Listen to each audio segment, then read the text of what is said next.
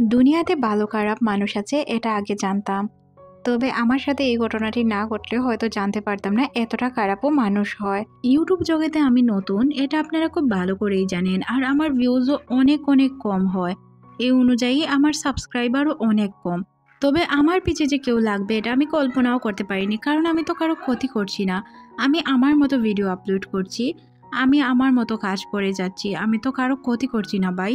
তাহলে কেন আমার এই চ্যানেলটাকে আপনারা হ্যাক করার চেষ্টা করছেন? আমি যদি এটার মাধ্যমে কোনো কিছু করতে পারি তাহলে তো আপনাদের কোনো ক্ষতি হওয়ার কথা না। তো প্লিজ এই সব করা বন্ধ করুন। আর কোনো কথা বলবো না, কথা না বাড়িয়ে শুরু করব আজকের এক্সপ্লেনেশন। লাস্ট পর্বে আমরা দেখেছিলাম আনান মেংজিয়াওয়ের রুমে ছিল। এই পর্বে শুরুতে আনান মেংজিয়াওয়ের রুম থেকে আসে আর এটা আমাদের সয়ুন দেখে বলে, তুমি কেন এর সাথে অতটা মিশতে যাচ্ছ? ও তোমার কি হয়? তুমি ওর সাথে এত কথা বলো, এত সময় দাও। আনান বলে, এই অবস্থা তো তোমার জন্য হয়েছে, তোমার বাচ্চাদের মতো আচরণের কারণে আজ সে অসুস্থ হয়েছে। এটা বলে সে এখান থেকে চলে যেতে শুরু করে। মুওয়াইনের অনেক খারাপ লাগে, কিন্তু সে কোনো কিছুই বলতে পারে না। সেও এখানে কিছুটা রেগে যায়। পরদিন সকালে নাস্তা করার সময় আনান মিংজিয়াওয়ের সাথে কথা বলছিল। এটা দেখে আমাদের বুয়ানের অনেকটা খারাপ লাগে। আনান উঠে মিংজিয়াওয়ের রুমের দিকে যায়। বুয়ান বলে, তুমি কোথায় যাচ্ছ? আনান বলে, তুমি যে ঘটনাটি ঘটিয়ে রেখেছো এটার তো সমাধান করতে হবে। ছেলেটা অসুস্থ, তার দেখাশোনা তো করতে হবে। এটা বলে সে মিংজিয়াওয়ের রুমে যায়। সে মনে করে মিংজিয়াও হয়তো নাটক করছে। তারপর দেখতে পায় আসলেই মিংজিয়াও অসুস্থ ছিল।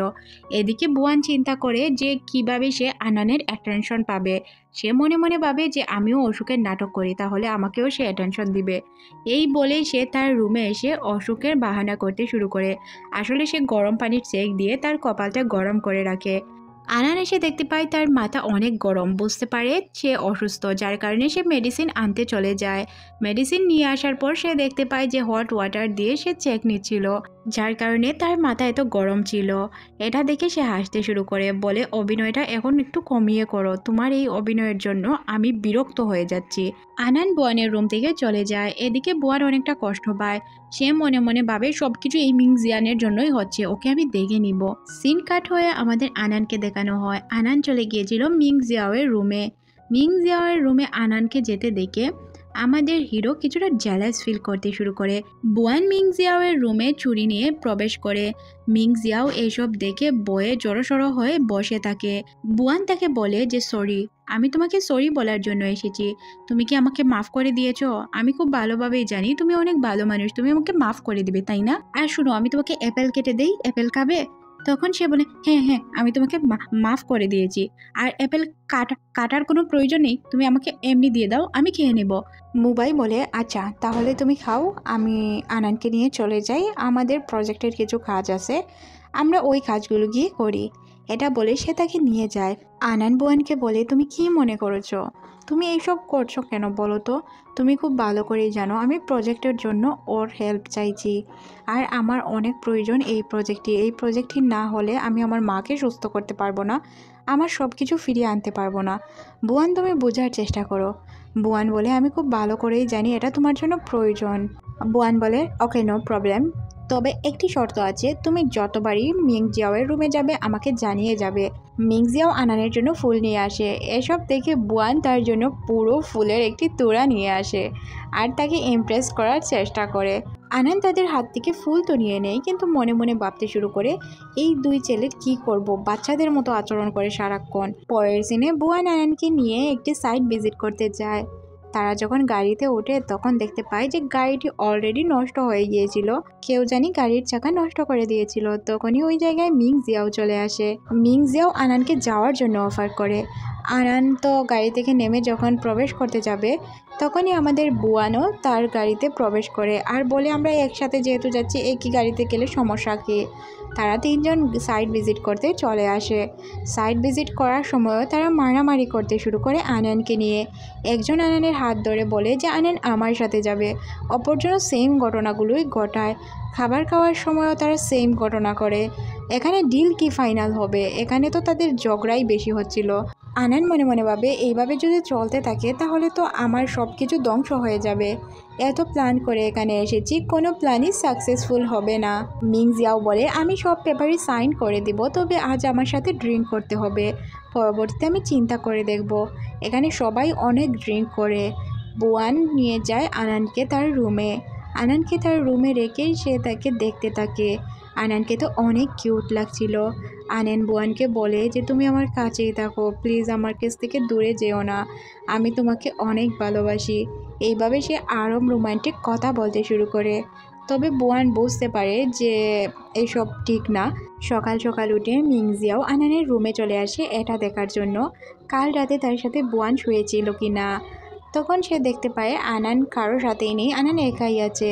তখন অন্য রুম থেকে বুয়ান বেরিয়ে এসে বলে কি হয়েছে, তুমি কি জানতে চাও বা কি করতে চাও। তখন সে বলে যে এটা আমাদের মামলা, আমরা বুঝে নিব, প্লিজ তুমি এটার থেকে দূরে থাকো বুয়ান। বুয়ান বলে কেন আমি দূরে থাকবো, দূরে থাকার মতো তো কোনো কিছুই না, আমরা তিনজনই এখানে বিজনেস পার্টনার, তাই বিজনেস নিয়ে কথা বলতেই পারি। তখন মুখের উপরে দরজা লাগিয়ে দেয় মিংজিয়াও।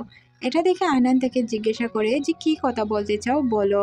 তখন আমরা দেখতে পারি বুয়ান দরজার বাহিরেই ছিল আর কান পেতেছিল দরজার দিকে, যাতে সে সব কথা শুনতে পারে। মিংজিয়াও বলছিল তুমি কি আমার সাথে একদিনের জন্য ডেট করবে, তুমি যদি আমার সাথে একদিনের জন্য ডেট করো তাহলে আমি সব পেপার খুশি খুশি সাইন করে দিব, আর আমার নামে যা প্রপার্টি আছে তার অর্ধেক শেয়ার আমি তোমাকে দিব। এটা শোনার পর আনার মনে মনে ভাবে এতটা সহজ হবে তাকে কন্ট্রোল করা, এটা তো আমি কল্পনাই করতে পারি না। মিংজিয়াওয়ের সাথে একদিন ডেটে গেলে কি হয়ে যাবে, চলে যাব ডেটে আর আমি সব কিছু পেয়ে যাব, কারণ তার মোটিভ তো একটাই ছিল। এদিকে মিংজিয়াও অনেক খুশি হয়ে যায়। সে বলে আচ্ছা তাহলে বুয়ানের কি করব বলো। তখন আনান বলে যে বুয়ানকে আমি শহরে পাঠিয়ে দিব, যে কোনো কাজের কথা বলে। বুয়ান এটা শোনার পর অনেক কষ্ট পায়, কারণ সে তো তার ওয়াইফ ছিল তাই না। মিংজিয়াও যখন রুম থেকে বের হয় সে বাহিরে বুয়ানকে দেখতে পায়। বলে তুমি এখনো এখানে কি করছো। বুয়ান বলে আসলে আমি নাস্তা তৈরি করছি, তুমি কি খাবে এটা জানার জন্যই এসেছিলাম। মিংজিয়াও বলে যে আমার কোনো নাস্তার প্রয়োজন নেই, আমার এমনিতেই পেট ভরে আছে, তুমি তোমার নিজের জন্য নাস্তা তৈরি করে খেয়ে নাও। বুয়ান এখানে খুব ভালোভাবেই বুঝতে পারে ঘটনাটা কি। তখনই চলে আসে আনান। আনান বলে তোমাকে একটি কাজের জন্য শহরে যেতে হবে, আর এই কাজটি অনেক ইম্পর্টেন্ট। বুয়ান বলে মিথ্যা কথা কেন বলছো, সত্য সত্য বলে দাও যে তুমি ডেটে যেতে চাচ্ছ। এটা শুনে আনান আর কোনো কিছুই বলতে পারে না। সে বলে হ্যাঁ, এই ডেটে গেলে যদি আমাদের ডিল সাইন হয়ে যায় তাহলে প্রবলেম কি। তখন বুয়ান বলে যে তুমি মনে রেখো তুমি আমার ওয়াইফ, তুমি লিমিট ক্রস করছো। সে বলে যে আমি খুব ভালো করেই জানি আমি কন্ট্যাক্ট ম্যারেজ করেছি, আর কোনো কিছুই না। এটা বলে সে এখান থেকে চলে যায়। সিন শিফট হয়ে আমরা দেখতে পাই তারা দুইজন ডেটের উদ্দেশ্যে রওনা হয়। তারা দুইজন যখন রেডি হয়ে বের হয় বুয়ান তাদেরকে একটি পানির বোতল দেয় আর বলে নাও এটা পান করতে পারো। মিংজিয়াও পানিটি পান করে নেয়। তারা যখন তাদের গাড়ির কাছে যায় তারা এটা দেখতে পায় যে গাড়ি কেউ নষ্ট করে রেখেছিল। তারা খুব ভালোভাবেই বুঝতে পারে যে গাড়িটি কে নষ্ট করে রেখেছিল, তবে তাদের কিছু করার ছিল না। কিছুক্ষণ পরে আমরা দেখতে পাই মিংজিয়াও তার নতুন একটি গাড়ি নিয়ে এসেছিল। সে বলে যে আমি জানতাম এমনটা হতে পারে, যার কারণে আমি অলরেডি আরেকটি গাড়ি অ্যারেঞ্জ করে রেখেছি। এদিকে আমাদের বুয়ান চুপি চুপি তাদের পিছু করতে শুরু করে, পিছু করে সে লুকিয়ে তাদেরকে দেখতে থাকে। এদিকে মিংজিয়াও আয়নানকে তার মনের কথা বলতে চাচ্ছিল এটা বলতে যে তুমি কি আমার সারা জীবনের লাইফ পার্টনার হয়ে থাকতে পারবে। সে বারবার বলার চেষ্টা করছিল। বলে আনান আমি তোমাকে কিছু বলতে চাই, তুমি কি আমার কথাগুলো মন দিয়ে শুনবে, আর আমি তোমাকে কিছু শেয়ারও করতে চাই, তুমি যদি শুনতে রাজি হও তখনই আমি তোমাকে বলবো। এটা বলার সাথে সাথেই তার পেট ব্যথা হতে শুরু করে, আর পেট ব্যথার জন্য সে দৌড়ে ওয়াশরুম খুঁজতে শুরু করে। সে যখন ওয়াশরুমের উদ্দেশ্যে যায় আমরা তখন বুয়ানকে দেখতে পাই। বুয়ান এসে আনানকে বলে কেমন দিলাম বলো। তখন সে বলে তুমি এখানে কি করছো, তোমাকে বলেছি না তুমি সবসময় আমার সাথে বেশি বেশি করো, আমার প্ল্যানগুলো তুমি বেচতে দিচ্ছ। এটা বলার সাথে সাথেই সে তাকে কিস করে বসে। আর তখন আমরা দেখতে পাই যে সব কিছু মেংজিয়াও প্ল্যান করে রেখেছিল। প্ল্যান অনুযায়ী সব কিছু হতে শুরু করে, আর তারা দৌড়ে পালাতে শুরু করে মেংজিয়াওয়ের আওয়াজ শুনে। কিছুটা দূরে গিয়ে আনান বলে তুমি কেন এইসব করছো। তখন সে বলে যে তুমি আমার ওয়াইফ তাই না, তোমার সেফটি আমার কাছে অনেক ইম্পর্টেন্ট, তখন আনান বলে যে কন্ট্রাক্ট ম্যারেজ করেছি, আহামরি কোনো কিছু করিনি। বুয়ান বলে যাই হোক তুমি আমার ওয়াইফ, এটাই লাস্ট কথা। আনান যখন তার রুমে আসে অলরেডি রুমে মিংজিয়াও ছিল। মিংজিয়াও বলে তুমি এক্সপ্লেন করবে না তুমি কেন আমাকে ফেলে রেখে চলে এসেছিলে? তখন সে বলে কি বলবো তোমাকে বলো, ফার্স্ট টাইম তোমার গার্লফ্রেন্ড হয়ে গিয়েছি, পেটে ব্যথা নিয়ে কি তোমার কথা শুনতে পারতাম? আমার না অনেক পেটে ব্যথা ছিল যার কারণে চলে এসেছি। এটা শুনে মিংজিয়াও মেনে নেয় আর বলে আমি বুঝতে পেরেছি তুমি আমাকে পছন্দ করো। তখনই বাহির থেকে আওয়াজের শব্দে তারা দুইজন বাহিরের দিকে রওনা হয়। দেখানো হয় অনেকগুলো ফার্মার বাহিরে দাঁড়িয়েছিল। তারা বলতে শুরু করে আপনারা আমাদের জমি নিয়ে চাষাবাদ করেছেন, কিন্তু আমাদের ঠিকঠাক পরিমাণ প্রফিট দেননি, সব কিছু আপনাদের বুঝে দিতে হবে। মিংজাও বলে যে আমরা তো ঠিকঠাকভাবে সব কিছু দিয়ে দিয়েছি। তখন ফার্মারগুলো তাকে মারতে শুরু করে, মিংজিয়াওকে তারা খুব বাজেভাবে মারে। হাউজিন মারগুলো অনেক বেশি খেয়েছিল যার কারণে তার ব্যথাও প্রচুর লেগেছে। আনান তাকে জিজ্ঞাসা করে তোমার কি বেশি খারাপ লাগছে? তখন সে বলে তোমার জন্য আমি আরও অনেক কিছুই সহ্য করতে পারি, আমি ভালো করেই ওদের সাথে ডিল করেছিলাম, তোমার যদি মনে হয়ে থাকে আমি ঠিকঠাকভাবে ডিল করতে পারিনি তাহলে তুমিও আমাকে বকাঝকা দিতে পারো। হাউজিন বলে তোমার জন্য আমি সব কিছু করতে পারি, প্লিজ তুমি বলে দাও আমাকে পছন্দ করো আর বিয়ে করবে। আনান বলে একদিনের জন্য ডেটে কি চলে গিয়েছি, তুমি তো আমাকে উল্টাপাল্টা মনে করতে শুরু করেছ। এটা বলে আনান রুম থেকে বেরিয়ে আসে। তার জন্য অপেক্ষা করছিল বুয়ান। বুয়ান তাকে বলে যে তুমি একটু বেশি তার জন্য চিন্তা করছো না? তখন সে বলে চিন্তা করছি তো কি হয়েছে? আনান বলে সব কাজে বেড়া লাগিয়ে রাখবে তাহলে তো আমাকে সমাধান করতেই হবে। বুয়ান বলে এই ছেলে তো কোনো কিছুই পারে না, যে ছেলে সাধারণ কৃষকের সাথেই ডিল করতে পারে না এই ছেলে তোমাকে কিভাবে কন্ট্রোল করবে? তখন আনান বলে যে এইসব আমি জানি না, তুমি এইসব বিষয়ে কথা বলবে না। তখন বুয়ান বলে আচ্ছা বুঝতে পেরেছি তুমি কেন আমাকে ভয় পাচ্ছ, তুমি কি মনে করেছো ওই দিনের মতো আমি কিছু করব বা ওইটা তুমি ফেরত দিতে পারছো না এই জন্য আমাকে ভয় পাচ্ছ? তখন আনান বলে তোমাকে ভয় পাওয়ার মতো কোনো কিছুই নেই, আমি তোমাকে কেন ভয় পাবো? আমি অনেক সাহসী মেয়ে, তোমাকে আমি কখনোই ভয় পাই না। এটা বলে আনান এখান থেকে চলে যায়। আর বুয়ান তো ওই জায়গায় দাঁড়িয়ে থাকে, তার কোনো কিছুই করার থাকে না। বুয়ান মনে মনে ভাবে হাউজিনের জন্যই তার যত প্রবলেম হচ্ছে। এদিকে আমরা হাউজিনকে দেখতে পাই যে তার রুমে বসেছিল। বুয়ান তার পাশে এসে বসে তাকে যখন ডাক দেয় সে অনেক ভয় পেয়ে ওঠে, কারণ সে তো বুয়ানকে কিছুটা ভয় পেত, এটা আমি খুব ভালো করেই জানি, কারণ বুয়ান তাকে ওই দিন সাঁতার প্রতিযোগিতায় যা অবস্থা করেছিল ভয় পাওয়ার তো কথাই বটে। বুয়ান হাউজিনের সাথে কালকের মিটিং সম্পর্কে বা ডিলের সম্পর্কে কথা বলে। এখানে হাউজিন বলে আমি সব কাজ ঠিকঠাকভাবে করে দিব, তুমি চিন্তা করো না। পরদিন সকালে আমরা হাউজিনকে দেখতে পাই যে কিনা সব শেয়ার আনানের নামে লিখে দিয়েছিল। হাউজিন সব শেয়ার হোল্ডারদের উদ্দেশ্যে বলে যে আমাদের এই প্রজেক্ট না, মোটামুটি সব প্রজেক্টেই আমি আনানকে সাপোর্ট করি, আমি সব কিছু আনানকে দিয়ে দিব। আর এখানে কিছুটা অবাক হয় প্রত্যেকটাই শেয়ার হোল্ডার। তখনই সে আনানকে প্রপোজ করতে যাবে, আমাদের বুয়ান চলে আসে। বুয়ান বলে আনান হচ্ছে আমার ওয়াইফ, আমরা অলরেডি বিয়ে করে নিয়েছি। একথা শোনার পর হাউজিনের অবস্থা খুবই খারাপ হয়ে যায়। সে কি বলবে বা কি করবে কোনো কিছুই বুঝতে পারে না। সে বলে আনান তুমি আমাকে এইভাবে ধোঁকা না দিলেও পারতে, এতদিন ধরে তোমরা হাজব্যান্ড ওয়াইফ আমার সাথে নাটক করে আসছিলে আর আমি কোনোভাবেই বুঝতে পারিনি যে তোমরা আমাকে এইভাবে ধোঁকা দিয়েছো। তখন আনান তাকে কিছু বলতে যাবে, সে এখান থেকে চলে যায়। আর বুয়ান তাকে আটকে ফেলে, বলে তুমি এটা বলে যাচ্ছ যে আমি তোমার হাজব্যান্ড। তখন সে আবারও বলে তুমি আমার সব কিছু ধ্বংস করে দিচ্ছ, তুমি মনে রাখবে যে আমরা কন্ট্রাক্ট ম্যারেজ করেছি আর কোনো কিছুই না। বুয়ান বলে কন্ট্রাক্ট ম্যারেজ হোক আর যাই হোক আমাদের বিয়ে হয়েছে এটা তোমাকে মানতে হবে। কিন্তু এখানে সে এটা মানতে চায় না, বলে যে কোনো ওয়েতে আমাকে এই কন্ট্রাক্ট ফিরিয়ে দাও। তখনই বুয়ান চলে যায় হাউজিনের কাছে। সে খুব ভালোভাবেই জানতো হাউজিনের মাথা কিভাবে ঠান্ডা হবে। সে হাউজিনকে বলে চলো আমরা বক্সিং খেলি। তখন তারা দুইজন মাঠে নেমে পড়ে। হাউজিন মুড়াদুরা মারছিল বুয়ানকে, তবে বুয়ান তাকে মারে না, প্রোটেক্ট করছিল শুধু নিজেকে, যাতে তার উপর কোনো কিছুই পড়ে না। এখানে হাউজিন বুঝে যায় যে বুয়ানের সাথে সে পারবে না। তখন বুয়ান আনানকে বলে তুমি কোনো চিন্তা করো না, আমি সব কিছু তোমার নামে লিখে দিব, যতটুকু শেয়ার তোমার প্রয়োজন ততটুকুই আমি দিয়ে দিব। আজ পর্যন্ত তোমার সাথে আমি যা যা ডিল সাইন করেছি প্রত্যেকটি ডিল আমি সুন্দর করে কাজ করব, এই বিষয় নিয়ে তোমাকে চিন্তা করতে হবে না। কিন্তু তোমরা যে আমাকে ধোঁকা দিয়েছ এটা সারা জীবন আমার মাথায় থাকবে। বুয়ান এতে অনেক খুশি হয়ে যায়। আর সিন শিফট হয়ে তাদের বাসায় দেখানো হয় তারা দুইজন বাসায় চলে গিয়েছিল। যেহেতু তাদের বিয়ের বিষয়টা ভাইরাল হয়েছে তারা একসাথেই এক রুমে। যতদিন পর্যন্ত না তাদের কাজ হয়ে যাচ্ছে ততদিন পর্যন্ত এই নাটকটা চালিয়ে যেতে হবে, না হয় তারা তার বাবার কাছে ধরা পড়ে যাবে। বুয়ান এখানে আনানকে জিজ্ঞাসা করে, তুমি কি সত্যি আমাকে পছন্দ করো না? তখন আনান না বোধক উত্তর দেয়, সে বলে একদমই পছন্দ করি না। আর এটা বলেই সে তাকে কার থেকে ফেলে দেয়। তখন বুয়ান তাকে আবারও জিজ্ঞাসা করে যে সত্যিই কি তুমি আমাকে পছন্দ করো না? তুমি কি আমাকে ছেড়ে চলে যাবে? তখন এখানে আমরা তাদের মধ্যে দুষ্টু মিষ্টি খুনসুটি দেখতে পাই। দুজনই ঘুমাবার চেষ্টা করে, কিন্তু আনান ঘুমায় না, আনান সজাগই থাকে। কিছুক্ষণ পর আনানের ফোনে একটি কল আসে। কলটি করেছিল তার লয়ার। তার লয়ার তাকে ইউএসবি ফুটেজ বা একটি পেনড্রাইভ সম্পর্কে জিজ্ঞাসা করে। সে বলে এখনো আমি এই পেনড্রাইভটি পাইনি, পেনড্রাইভের জন্যই আমি এই বাড়িতে আছি, না হয় কখন চলে যেতাম। যখন সকালে আনানের ঘুম ভাঙে আনান দেখতে পায় যে বুয়ান এখানে নেই। সে রুম থেকে বের হয়ে দেখতে পায় বুয়ান তার জন্য নাস্তা তৈরি করছে। সে যখন জিজ্ঞাসা করে তুমি এসব কেন করতে গেলে, বুয়ান বলে আমি আমার একমাত্র ওয়াইফের জন্য রান্না করব, এতে বলার কি আছে। আনান এখানে কিছুটা খুশি হয়ে যায়, সে মুচকি আসে, কোনো কিছু বলে না।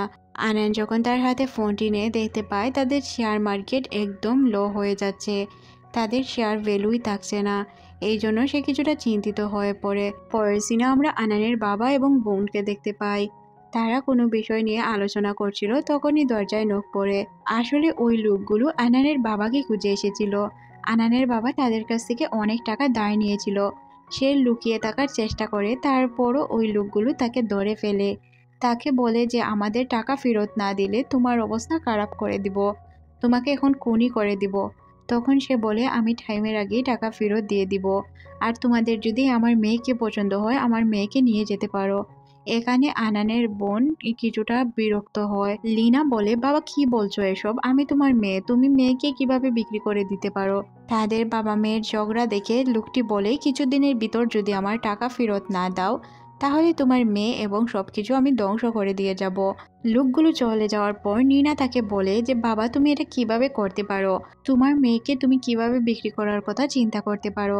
বাবা বলে গ্রাম থেকে তোকে তুলে আনাই আমার জন্য ভুল হয়েছে, তোর মতো ছোট লোককে যদি আমি তুলে না আনতাম তাহলে অনেক ভালো হতো। আমি আনানকে নিয়েই সবকিছু করতাম, তাহলে আনানের মাকেও পেতাম, সম্পত্তিও পেতাম। তোর মায়ের সাথে রিলেশন করে তোকে জন্ম দিয়ে আমি অনেক বড় ভুল করে ফেলেছি। এইভাবেই সে বকাঝকা করতে শুরু করে তাই নিজের মেয়েকেই। নিনা এতে কিছুটা মন খারাপ করে, বলে যে আমি খুব ভালো করেই সবকিছু জানি, আমি সবকিছু মিডিয়ার সামনে এনে দিব যে আপনি আনানের মাকে মারার চেষ্টা করেছেন। সিন শিফট হয়ে আমাদের আনানের বাবাকে দেখানো হয়। তারা প্ল্যান করে এসেছিল যে আনানের মা মারা গিয়েছে, এটা সে পুরো মিডিয়ার সামনে বলবে। আর তখন তো তার সামনে আনান অবশ্যই আসতে হবে। এটা সে নাটক করে বলতে শুরু করে, কারণ তো সে এখন নর্মাল সিও ছিল, পুরোপুরি সিও হতে পারেনি এই কোম্পানির। এইসব আবার নিউজে দেখছিল আনান, তার প্ল্যান ছিল এসব দেখে আনান হয়তো তার মায়ের কাছে যাবে, আর তার মা কোথায় আছে সে এটা জানতে পারবে। বোয়ান তাকে এটা বুঝিয়ে বলে বলে যে তুমি বলে দাও তোমার মা কোথায় আছে, তাহলে আমি তোমাকে হেল্প করতে পারবো। আনান তখন বোয়ানকে বলে যে আমাকে কিছুটা সময় দেও, আমি এখন বলতে পারবো না, এটা বললে আমার জন্য প্রবলেম তৈরি হতে পারবে। বোয়ান তার কথায় রাজি হতে চায় না, সে জানতে চায়, তারপরও সে ছাড় দেয় যেহেতু সে তার গার্লফ্রেন্ড ছিল। সিন শিফট হয়ে আমরা নিনা এবং তার বাবাকে দেখতে পাই। বাবা এসে বলে যে গুয়ান ফ্যামিলির কিছু প্রপার্টি আমি বেচে দিয়েছি, বলতে শেয়ার হোল্ডারের কথা বলছিল।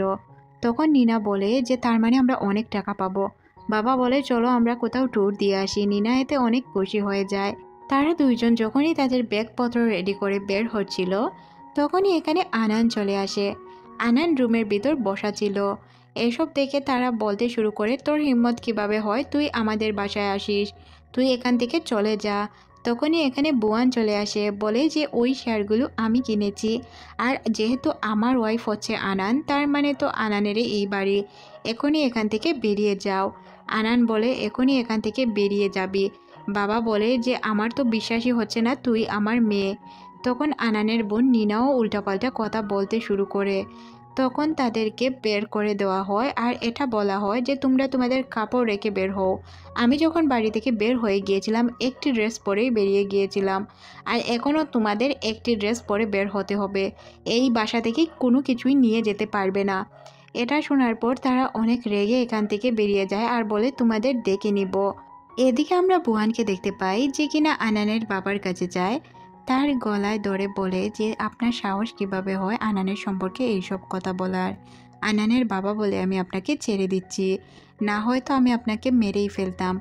তখন সে আরও বলে আপনাকে আমি কিছু টাকা দিয়ে দিব যাতে আপনি দেশের বাইরে গিয়ে ব্যবসা করতে পারেন আর নিজের মতো বাঁচতে পারেন। আনানের মায়ের কিভাবে অ্যাক্সিডেন্ট হলো এই বিষয়টা যদি আপনি আমাকে বলে দিন তাহলে আমি আপনাকে টাকা দিয়ে দিব। সিন শিফট হয়ে আমাদের আনান এবং বুয়ানকে দেখানো হয়। তারা দুইজন বসে বসে ড্রিঙ্ক করছিল। বুয়ান আনানকে বলে যে তুমি কি এবার আমাকে সিরিয়াসলি বিয়ে করবে? আনান বলে দেখো, আমার বাবাও আমাকে ছেড়ে চলে গিয়েছে, আমার মা এখন কোমায় আছে বর্তমানে, আমি এখন বিয়ের সিদ্ধান্ত নিতে পারবো না, কারণ আপন বলতে এখন আমার কাছে কেউ নেই। বুয়ান তাকে বলে আচ্ছা সমস্যা নেই, তুমি কিছুটা সময় নেও, সময় নিয়ে আমাকে জানাও, আমি সব সময় তোমার জন্য অপেক্ষা করব। বুয়ান বলে আচ্ছা তুমি এই বিষয় নিয়ে চিন্তা করো না। সিন শিফট হয়ে আমাদের আনানকে দেখানো হয় যে কিনা তার রূপচর্চা করছিল। সে বলে অনেক বছর পর মনে হচ্ছে আমি আমার রিয়েল লাইফে ফিরে এসেছি। বুয়ানকে সে বলে তুমি তোমার এই নোংরা ড্রেস আপ ছাড়ো আর চলো আমার সাথে আমরা ঘুরে আসি। তখন সে তার স্কুলে চলে যায় আর আনান দেয়াল টপকে তার স্কুলে প্রবেশ করার চেষ্টা করে আর সে পৌঁছেও যায়, বলে যে আমি সবসময় এমনটাই করতাম। বুয়ান দেখতে পায় আনানকে কোনো একটি গাড়ি ফলো করছে, তবে সে এটাকে বেশি পাত্তা দেয় না। স্কুলের গার্ড আঙ্কেল আনানকে দেখে বলে যে অনেক দিন পর তোমাকে দেখলাম, আগের মতোই সেম দেয়াল টপকে আসলে। আনান বুয়ানকে তার বয়ফ্রেন্ড হিসাবে পরিচয় দেয়, বলে কিছুদিন পর আমরা বিয়ে করব, বিয়েতে আপনার দাওয়াত রইল, আপনি আসবেন। তখন সে বলে যে অবশ্যই আসব, তোমাদের বিয়েতে আমি অ্যাটেন্ড 100% করব। এখানে দুইজন অনেক গল্পগুজব করে তাদের ছোটবেলার মতো করে সময় কাটায়। বুয়ান বলে যে আমি তোমাকে অনেক দিন আগ থেকেই চিনি, আমরা যখন ছোট ছিলাম তখন আমি একদিন একটি খেলার মাঠে এসেছিলাম খেলা করতে। খেলার মাঠে যখন আমাকে অনেকগুলো ছেলেরা বুলি করছিল তখন কিন্তু তুমি আমাকে বাঁচিয়েছিলে। এটা জানার পর আনান বলে এই বিষয়ে তো আমার কোনো ধারণাই নেই, তুমি কি বলছো এসব? এটা বলে সে দোলনা জ্বলতে শুরু করে, বলে তুমি এতদিন যাবৎ এই ঘটনাটা মনে রেখেছো। বুয়ান বলে আমি তখন থেকে তোমাকে ফলো করছি, তুমি কি মনে করেছো আজকাল থেকে আমি তোমাকে চিনি? যখন তুমি ছোট ছিলে তখন থেকেই আমি তোমাকে চিনি, আর তখন থেকেই আমি তোমাকে ফলো করতে শুরু করি। এখানে তারা তাদের মতো করে অনেকটা সময় কাটায়। আরান যখন দোলনা ঝুলছিল তখন বুয়ান খেয়াল করে তার পিছনে সেম গাড়ি। তখন সে আনানকে নিয়ে তার বাসার উদ্দেশ্যে রওনা হয়। বাসায় প্রবেশ করার রাস্তায়ও সে দেখতে পায় সেম গাড়িটি তাকে ফলো করছে। আনান আর বুয়ান যখন গল্প করে আনান তার বাসায় প্রবেশ করে আর বুয়ান এখান থেকে চলে যেতে শুরু করলে তার বাবা তার পিছন থেকে হামলা করে। আনান অনেক কষ্ট করে তার বাবার হাত থেকে ছাড়ার চেষ্টা করে। তার বাবা বলে তুই আমার লাইফটি শেষ করে দিয়েছিস, তোকে আমি ছাড়বো না। আনান বলে এখনও আমি আপনাকে বাবা বলেই মানি, প্লিজ আপনি আমাকে কিছু করবেন না। যখনই সে আনানকে মারতে যাবে বুয়ান এখানে চলে আসে আর বুয়ান আনানকে বাঁচানোর জন্য তার বাবার সাথে লড়াই করে।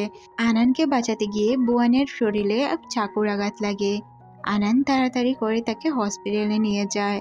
হসপিটালে অনেকক্ষণ তার সার্জারি হওয়ার পর ডক্টর বলে কিছুদিন যাবৎ উনি বেড থেকে উঠতে পারবেন না, ওনার রেস্ট প্রয়োজন। আনান চলে যায় বুয়ানের কাছে। বুয়ানের যখন হোশ ফিরে সে দেখতে পায় আনান তার কাছে ঘুমিয়ে আছে, এতে তার অনেক ভালো লাগে। আনান যখন সজাগ হয় বুয়ান তাকে বলে তুমি আমাকে আরেকবার বলেছিলে না আমি তোমার নিকনেম কিভাবে জানি? আসলে ওই দিন যখন তুমি খেলা করছিলে তোমার একটি ফ্রেন্ড তোমার নাম ধরে ডেকেছিল, তখনই আমি তোমার নামটিও জানতে পারি। তখন আনান বলে যে আচ্ছা সমস্যা নেই, আমি বুঝতে পেরেছি, যেহেতু তুমি আমাকে ছোটোবেলা থেকে চিনতে ওই কারণে হয়তো আমার নিকনেমটাও তুমি জানো, তবে এই নিকনেমটা আমার পছন্দ না। এখানে দুইজন কিছুটা ইমোশনাল হয়ে যায়। আনান তাকে প্রমিস করে সব সময় তার খেয়াল রাখবে। বুয়ানও তার ফায়দা লুটতে শুরু করে। বুয়ান একবার বলে আমাকে মুখে উঠিয়ে খাবার খাইয়ে দাও, একবার বলে আমার পাও টিপে দাও, একবার বলে আমার হাত টিপে দাও। এইভাবে বুয়ান আনানকে ডিস্টার্ব করতে শুরু করে। আনান বিরক্ত ফিল করে না, কারণ সে তো তাকে প্রমিস করেছিল তার খেয়াল রাখবে। কিছুক্ষণ পর বুয়ানের বাবা তাকে দেখতে আসে। বুয়ানের বাবা বলে যে আমি চাই তোমাদের বিয়েটা ধুমধাম করে হোক, আমি অনেক বড় একটি পার্টি করে তোমাদের বিয়ে দিব। আনান এখানে বলে আমার মা সুস্থ হওয়া পর্যন্ত আমি অপেক্ষা করতে চাই। তখন বুয়ানের বাবা বলে আমিও এটা চাই, তোমার মা সুস্থ হওয়ার পর তোমার এবং বুয়ানের আমি বিয়ে দিয়ে দিব। আনান চলে যাওয়ার পর বুয়ানের বাবা বুয়ানকে বলে আনান যেহেতু তোমার এত খেয়াল রাখে, তোমারও উচিত তার খেয়াল রাখা। তবে তার মায়ের হোশ ফেরার পরই তোমাদের বিয়ে করা উচিত। তার জন্য আমার কাছে অনেক ভালো একটি ডক্টর আছে। তুমি যদি চাও আমি আনানের মায়ের জন্য ওই ডক্টরকে অ্যাপয়েন্টমেন্ট নিতে পারি। বুয়ান এতে রাজি হয়ে যায়। সিন শিফট হয়ে আমাদের আনান এবং বুয়ানকে দেখানো হয়। বুয়ান তার ওই ছোট বাসাটিতে আনানকে নিয়ে আসে। অনেক সুন্দর করে সাজিয়ে রিং নিয়ে তাকে প্রপোজ করে। আনান বলে আমাদের বিয়ে তো অলরেডি হয়ে গিয়েছে, এখন প্রপোজ করার মানে কি? বুয়ান বলে আমি তোমাকে নতুন করে বিয়ে করতে চাই। আমি চাই আমাদের বিয়েতে অনেক বড় করে অনুষ্ঠান হবে, তোমার মাও থাকবে। তখন আনানও রাজি হয়ে যায়। সিন শিফট হয়ে আমাদের বুয়ান এবং আনানকে দেখানো হয়। আনান বুয়ানের বাসাটা খুব সুন্দর করে পরিষ্কার করে। বুয়ান বলে এটা তোমার পরিষ্কার করার কোনো প্রয়োজন নেই, এটা তো অনেক ছোট মোটো একটি বাসা। আনান বলে যে বাসা ছোট হোক বা বড় এটা কোনো বিষয় না, বিষয় হচ্ছে তোমার বাসা, আর এটা গোছাতে আমার অনেক ভালো লাগে। আনান আর বুয়ান বসে বসে মাছ ধরছিল। বুয়ান আনানকে তার কাছে রাখে, তবে আনান তার কাছে আসার পাত্তা দেয় না। তখন বুয়ান তার উপর রাগ করে বসে। আনান রাগ ভাঙানোর জন্য তার পাশে যায়, তবে বুয়ানের রাগ ভাঙে না। না ভাঙার কারণে সে তাকে কেস করে। কিছুক্ষণের মধ্যে আমরা দেখতে পাই বুয়ানের রাগও ভেঙে গিয়েছিল। তখন আনান এবং বুয়ানের মধ্যে একটি রোমান্টিক সিন তৈরি হয়।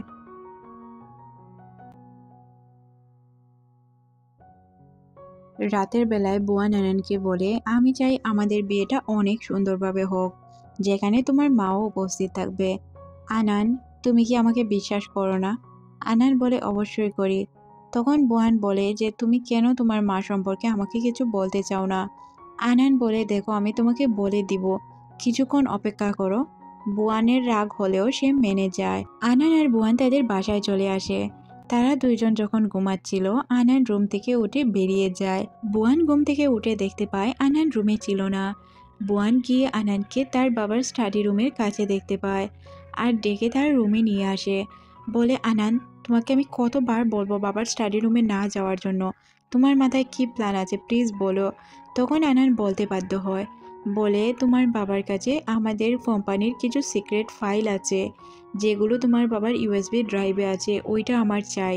তখন বুয়ান বলে যে প্লিজ তুমি এসব করা বন্ধ করো। সকালবেলায় উঠে বুয়ান তার বাবার কাছে যায়। বুয়ানের বাবা বলে আমি চাই তোমার বিয়ের সব আয়োজন আমি নিজের হাতে করব। তোমার মা এবং তোমার সাথে আমি অনেক অন্যায় করেছি বাবা, আমি চাই না আর তোমার সাথে কোনো অন্যায় হোক, যার কারণে তোমাদের বিয়েতে আমি অনেক ধুমধাম করে অনুষ্ঠান করতে চাই। তবে আমি তোমাকে একটি বিষয় বলে রাখি, আনানকে না জানিয়ে তুমি এক কাজ করো, আনানের মায়ের ঠিকানাটি বের করো, তাহলেই আমরা আনানের মাকে সুস্থ করতে পারবো। আনান বুয়ানকে শপিং এর জন্য বলতে আসে। বুয়ান আনানকে অনেক বুঝিয়ে সুঝিয়ে বলে যে প্লিজ আজ না, অন্য কোনো দিন আমি তোমার সাথে চলে যাব, তুমি আজ একাই শপিং করতে চলে যাও, আমার একটি ইম্পর্টেন্ট মিটিং আছে। তখনই আনানের কাছে একটি কল আসে, তার মাকে হসপিটালে পাওয়া যাচ্ছে না। আনান দৌড়ে হসপিটালে চলে যায়। গিয়ে দেখতে পায় তার মা তার জায়গায় ঠিকই ছিল। ডক্টরকে জিজ্ঞাসা করে ডক্টর আপনি কি আমাকে কল করেছেন? ডক্টর বলে যে না আমি তো কল করিনি। আনান এখানে বুঝতে পারে যে কোনো ঝামেলা আছে, তার লয়ারকে কল করে বলে মাকে এখান থেকে সরাতে হবে। আনান হসপিটালের বাইরে এসে দেখতে পায় বুয়ানের গাড়ি দাঁড়িয়েছিল পার্কিং লটে। সে বুঝতে পারে বুয়ান হয়তো তাকে ফলো করছে। সত্যিকারেই বুয়ান তাকে ফলো করছিল। আনান বুয়ানের গাড়িতে উঠে বসে। যখনই বুয়ান আসে সে বলে যে তুমি এখানে কি করছো? তখন বুয়ান কি বলবে বুঝতে পারে না। বুয়ান বলে আমি তোমাকে হেল্প করার জন্য এইসব করেছি, তুমি কি চাও না আমাদের বিয়েতে তোমার মা অ্যাটেন্ড করুক? আমি এই জন্যই করেছি, প্লিজ আমাকে ভুল বুঝো না। তখন আনান বলে যে এখন তুমি ওভার করেছো, আমি তোমাকে বলেছিলাম সময় আসলে আমি তোমাকে সব কিছু বলে দিব। তুমি খুব ভালো করেই জানো আমি আমার মায়ের বিষয়ে কতটা সিরিয়াস। আমার মায়ের কোনো কিছু হয়ে গেলে আমি তোমাকে ছাড়বো না, আমি তোমাকেও ছেড়ে দিতে পারি আমার মায়ের জন্য। এটা বলে সে এখান থেকে চলে যায়। বুয়ান আনানকে অনেকবার কল করে, তবে আনান কল রিসিভ করে না। আনান বাসার বাহিরেই বসে থাকে তার গাড়িতে, বাসার ভিতরে পর্যন্ত প্রবেশ করে না। সকাল হতেই আনানের ফোনে একটি কল আসে। তার লয়ার বলে যে তার মাকে সত্যিই পাওয়া যাচ্ছে না। আনান সাথে সাথেই বুয়ানের বাবার বাসায় চলে আসে। তাকে এসে বলতে শুরু করে, বলো আমার মা কোথায়, বলে দাও। তখনই বুয়ান তার কথা শুনে বাহিরে চলে আসে। বুয়ান বলে, তুমি কী সব বলছো আনান, আমার বাবা কেন তোমার মাকে আটকাবে? তখন আনান বলে যে তুমি তোমার বাবাকে জিজ্ঞাসা করো, তোমার বাবা কি আমার মাকে মারানোর চেষ্টা করেনি? সে কি আমার মায়ের পিছে লোক লাগায়নি? আমার মা জেনে গিয়েছিল তোমার বাবা অবৈধ ব্যবসা করে, এজন্য মূলত তোমার বাবা আমার মাকে ধাক্কা দিয়ে ফেলে দেওয়ার চেষ্টা করেছিল। আমার মাকে যদি না পাই আমি আপনাকে জেলে দিয়ে দিব। এটা বলে আনান এখান থেকে চলে যায়। আনান চলে যাওয়ার পর বুয়ান তার বাবাকে জিজ্ঞেস করে, বাবা আনান যা বলে গিয়েছে সব কি সত্য? বুয়ানের বাবা বলে, তোর কি মনে হয় বাবা, এইসব কাজ কি আমি কখনো করতে পারি? আমি সবসময় মানুষের হেল্প করার চেষ্টা করেছি। আর আনানের মাকে আমি কেন মারতে যাব? তুই তদন্ত করে দেখ, আমি আনানের মাকে মারিনি। আর সে আরও বলে, আনান অনেক বাজে মেয়ে, তুই তাকে বিয়ে করিস না। বুয়ান খুব ভালোভাবে বুঝে যায় তার বাবা কেমন লোক। সে বলে যে আচ্ছা বাবা, করব না। রাতের বেলায় বুয়ান আনানের কথা ভাবছিল। সে মনে মনে ভাবে আনান বারবার একটি ইউএসবি ড্রাইভের কথা বলতো, তার মানে সে এটার জন্যই আমার বাসায় এসেছিল। সে আমাকে ভালোই বাসেনি। বুয়ান আনানের বাসায় চলে যায়। বাসায় যাওয়ার পর আনান তাকে দেখে বলে, তুমি এখানে কেন এসেছো? বুয়ান বলে, আনান একটি সত্যি কথা বলবে, তুমি কি আমাদের বাসায় ওই ইউএসবি ড্রাইভের জন্যই গিয়েছিলে? তুমি কি কখনো আমাকে ভালোবাসোনি? প্লিজ আনান, অবশ্যই সত্য কথা বলবে। আনান বলে যে হ্যাঁ, আমি তোমাদের বাসায় গিয়েছিলাম জাস্ট ওই ইউএসবি কার্ডের জন্য। তবে এটা না যে আমি তোমাকে ধোঁকা দিয়েছি বা ধোঁকা দেওয়ার ইন্টেনশন ছিল।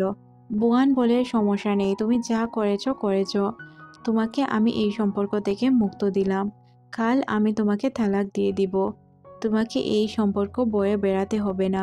আর এই মিথ্যা সম্পর্ক রাখার তো কোনো মানেই হয় না, কারণ তুমি আমাকে পছন্দই করো না। একথা শোনার পর আনানের চোখ দিয়ে পানি বের হয়ে যায়। সে কোনো কিছু বলতে পারে না।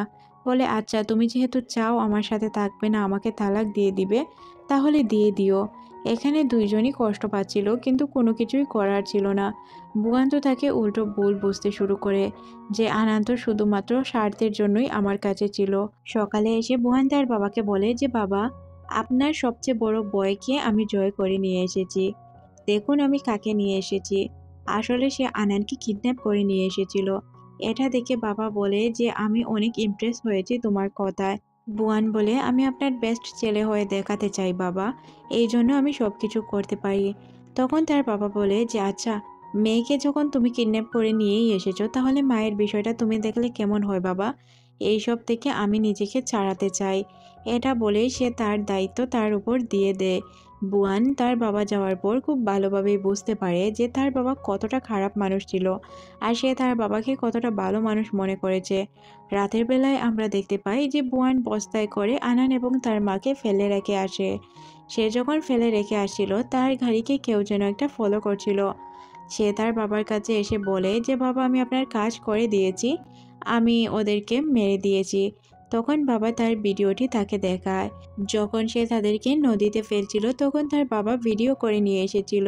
আসলে বুয়ান খুব ভালোভাবেই বুঝতে পারে তার বাবা কতটা বাজে লোক ছিল। সে তো তার বাবাকে অযথা ভালো মানুষ মনে করেছে। সিন শিফট হয়ে আমরা আনান এবং আনানের মাকে দেখতে পাই। আনান আর আনানের মাকে মূলত হাউজিন বাঁচিয়ে নিয়ে এসেছিল।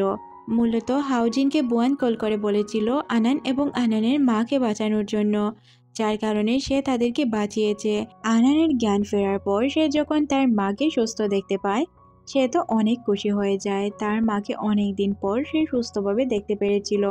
সিন শিফট হয়ে আমাদের বুয়ানকে দেখানো হয়।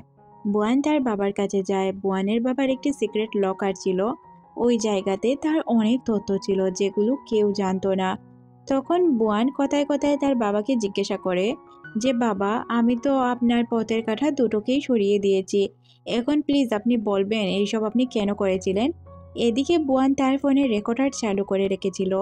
বাবা জোশে জোশে বাবা বলতে শুরু করে, ওই মহিলাটি অনেক ফাজিল ছিল, সে আমার সম্পর্কে সবকিছু জানতো। তার কাছে আমার বিরুদ্ধে অনেকগুলো প্রমাণ ছিল। ওই প্রমাণ রিমুভ করার জন্যই ওকে আমি মারার চেষ্টা করেছি। ভালো হয়েছে তুই দুইজনকেই মেরে দিয়েছিস। এদিকে আমাদের আনানকে দেখানো হয়। আনান হাউজিনের কাছে এসে জিজ্ঞাসা করে, তুমি আমাকে কেন বাঁচালে আর কিভাবেই জানতে পারলে আমরা ওই জায়গায় আছি? তখন সে বলে যে আমার সিক্রেট এজেন্ট লাগিয়ে রেখেছিলাম তোমার পিছনে, এই কারণেই আমি জানতে পেরেছি। তখন আনানকে সে ওই রেকর্ডারটি শোনায়। এই রেকর্ডারটি শোনার পর তো আনানের অবস্থা খারাপ হয়ে যায়।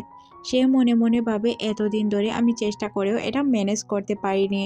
এই রেকর্ডারটার মাধ্যমে তুমি সবার সামনে সব সত্যটা আনতে পারবে।